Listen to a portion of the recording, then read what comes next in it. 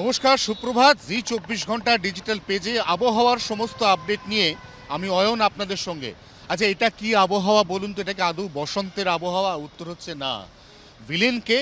Villain হচ্ছে উত্তর পূর্ব বঙ্গোপসাগরের ঘনীভূত নিম্নচাপ, তার সঙ্গে ঝাড়খণ্ড এবং পশ্চিম আসামের এক জোড়া ঘূর্ণাবর্ত। এই ত্রাহ্য স্পর্শে হঠাৎ করে বসন্ত গায়েব হয়ে গেছে গোটা দক্ষিণবঙ্গে। গতকাল রাত 3টে থেকে আজ ভোর 6:30 পর্যন্ত দক্ষিণবঙ্গের প্রায় সমস্ত জেলা, টু বি স্পেসিফিক 11টা জেলাতে ঘুরিয়ে ফিরিয়ে হালকা থেকে মাঝারি বৃষ্টি হয়েছে। বৃষ্টির সঙ্গে দমকা ঝোড়ো হাওয়া বইছে। উপকূলে যে হাওয়ার গতিবেগ ছিল প্রায় 45-50 কিলোমিটার, অন্যদিকে পশ্চিমাঞ্চলের জেলাতে সেই হাওয়ার গতিবেগ কিছুটা কম, সেই গতিবেগ ছিল 30 থেকে 35 কিলোমিটার।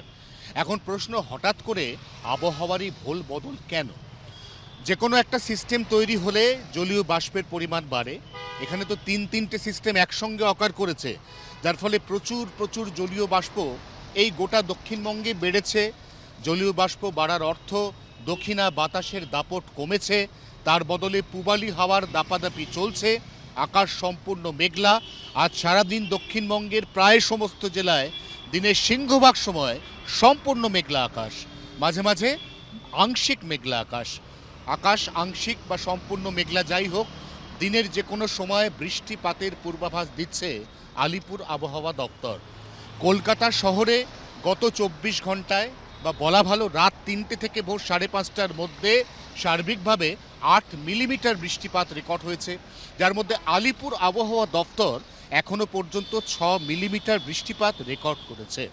এই বৃষ্টিপাতের পরিমাণ আজ আরও কিছুটা বাড়বে, কারণ এখনও যখন আপনাদের সঙ্গে আমি ফেসবুকে এসছি তখনও টিপটিপ করে বৃষ্টি হচ্ছে শহর কলকাতার প্রায় গোটাটাই জুড়ে। এই অবস্থা চলবে কতদিন, এটা এই মুহূর্তে লাখ টাকার প্রশ্ন। কারণ এমনিতেই এই 2026 সাল, যেখানে বসন্তের মেয়াদ মেরে কেটে 7 থেকে 10 দিন, তার মধ্যে যদি আবার 2-3 দিন নষ্ট হয়ে যায় তাহলে তো বসন্ত পাওয়া যাবে না। আলিপুর আবহাওয়া দপ্তর আশ্বস্ত করে জানাচ্ছে আগামীকাল বুধবার 25 তারিখ একটু একটু করে আকাশ পরিষ্কার হবে, আবারও বাতাসে জলীয় বাষ্পের পরিমাণ কমবে, পূবালি হাওয়ার দাপট কমবে, দক্ষিণা হাওয়ার প্রভাব বাড়বে। অর্থাৎ এই যে দুর্যোগ আগামীকাল বুধবারের পর কেটে যাবে বলেই পূর্বাভাস। দুর্যোগ কাটার আগে কিছুটা কমবে দিনের তাপমাত্রা। আমরা জানি যে কলকাতা শহরে গত প্রায় 3 দিন ধরে দিনের সর্বোচ্চ তাপমাত্রা ওই 32-33-এর ঘরে ঘোরাফেরা করছে। আজকে তাপমাত্রা অনেকটা নামবে। তাপমাত্রা আজকে কলকাতা শহরের আলিপুরে দিনের সর্বোচ্চ তাপমাত্রা সেটা নেমে যেতে পারে আবারও 27-এর ঘরে, এবং ঠিক একই কারণে রাতের যে তাপমাত্রা, যেটা বাড়তে বাড়তে এই মুহূর্তে প্রায় 20 ছুঁই সেটা নেমে আসতে পারে 17-এর ঘরে।